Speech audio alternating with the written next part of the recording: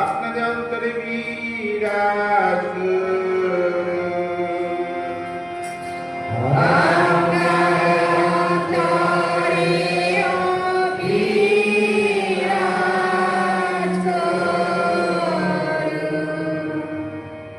করতে চাই।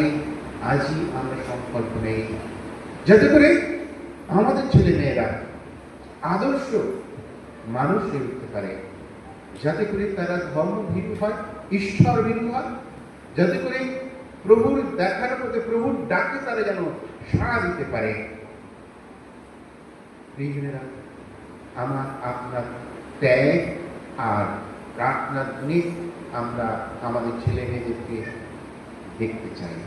আসুন তাদের জন্য আমরা প্রার্থনা করি, তাদের জন্য আমরা ত্যাগ করি।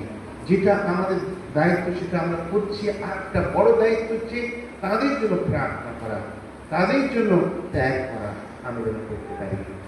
আসুন আমরা একে অপরের জন্য প্রার্থনা করি, বিশেষ করে আমাদের বাচ্চারা যারা পৃষ্ঠপোষক গ্রহণ করতে চলেছে আজকে, তারা যেন প্রভুর সান্নিধ্যে সবসময় থাকে।